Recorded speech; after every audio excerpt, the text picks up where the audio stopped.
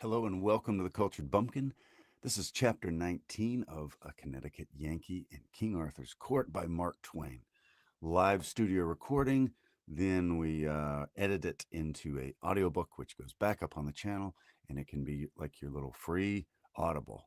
So some of the best literature has already been written, and I like to narrate it because I like classic literature and put it up for posterity. So if you like classic literature, this is a place for you. Hope you'll subscribe and enjoy yourself around here.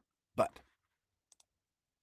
if you're new, welcome. If you are an old subscriber from the old days, or a new subscriber, welcome. Good to see you, whether you're live or catching the replay. So this is in the last couple chapters, the boss. Mark Twain's character, first person narrative. It goes and sees Morgan Le Fay, the beautiful, wicked enchantress queen of the area, and he checks out her dungeons, and there's a lot of people in there who are, incarcerated for, stealing a cow or something like that to feed their family, or, whatever, silly stuff. So he's just done that, and then he's come out of there, and now he's moving on from there. Okay. Chapter 19, Knight Errantry as a Trade. Sandy and I were on the road again next morning, bright and early. It was so good to open up one's lungs and to take in whole luscious barrels full of the blessed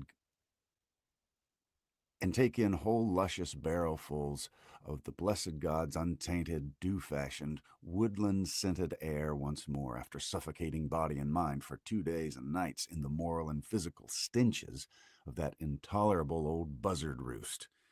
Mean for me, of course. The place was all right and agreeable enough for Sandy, for she had been used to high life all her days. Poor girl, her jaws had a wearisome rest now for a while, and I was expecting to get the consequences. I was right. But she had stood by me most helpfully in the castle, and had mightily supported and reinforced me with gigantic foolishnesses which were worth more for the occasion than wisdoms double their size. So I thought she had earned her right to work her mill for a while if she wanted to, and I felt not a pang when she started it up. Sandy is very talkative, to the boss's extreme annoyance. Makes for some fun scenes.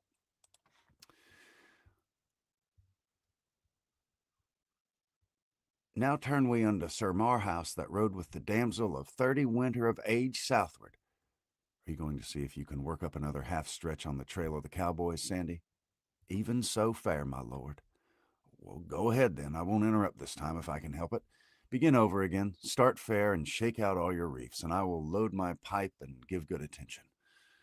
Now, turn we unto Sir Marhaus that rode with the damsel of 30 winter of age southward. And they came into the deep forest, and by fortune they were nighted, and rode along in a deep way. And at the last they came into the courtelage where abode the Duke of South Marches, and they asked for harbour.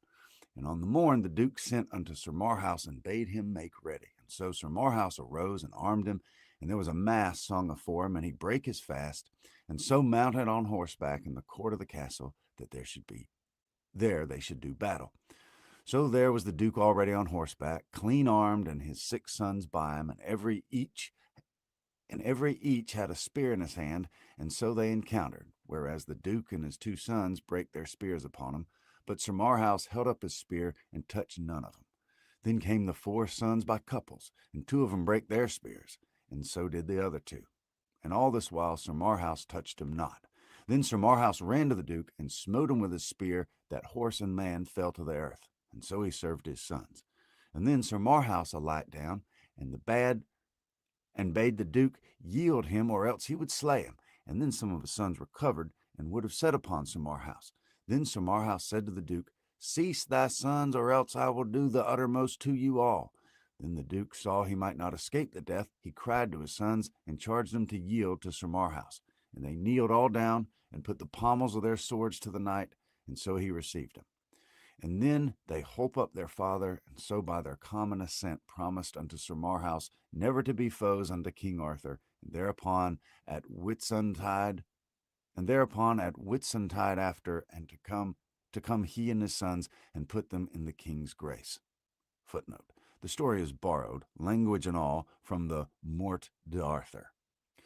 Even so standeth the history, sir fair boss. Now ye shall wit that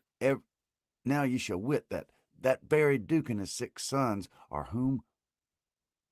they whom but a few days past you also did overcome and send to Arthur's court. Why, Sandy, you can't mean it.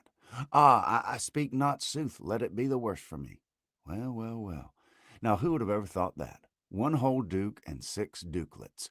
Why, Sandy, it was an elegant haul. Knight errantry is a most chuckle-headed trade, and it's tedious hard work, too. But I begin to see that there is money in it after all, if you have luck. Not that I would ever engage in it as a business, for I wouldn't. No sound and legitimate business can be established on basis of speculation. A successful whirl in the knight errantry line. Now that's when you blow away the nonsense and come down to cold facts. Well, a successful whirl in the knight errantry line. Now, what is it when you blow away the nonsense and come down to the cold facts? It's just a corner in port, that's all, and you can't make anything else out of it. You're rich, yes, suddenly rich, for about a day, maybe a week. Then somebody corners the market on you, and down goes your bucket shop. Ain't it so, Sandy? Whithersoever it may be that my mind miscarrieth, bewray and simple language, and such sort that the words do seem to come endlong and overthwart. There's no use in beating about the bush and trying to get around it that way, Sandy. It's so, just as I say. I know it's so.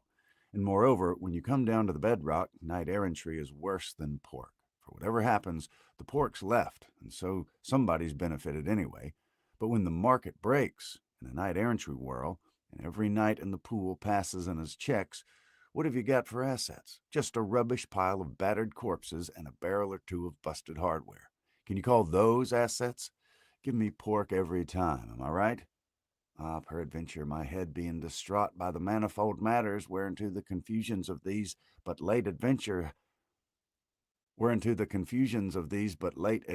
haps and forth.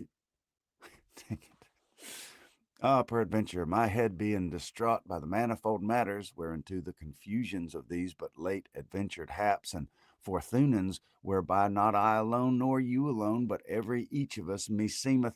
No, it's not in your head. No, it's not your head, Sandy. Your head's all right as far as it goes, but you don't know business. And that's where the trouble is. It unfits you to argue about business, and you're wrong to be always trying. However, that aside, it was a good haul, anyway, and will breed a handsome cup of reputation in Arthur's court. And speaking of the cowboys, what a curious country this is for women and men that never get old.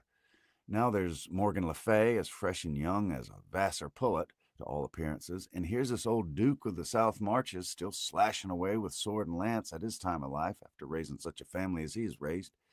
And I understand it, Sir Gawain killed 7 of his sons, and still he had 6 left for Sir Marhaus and me to take into camp.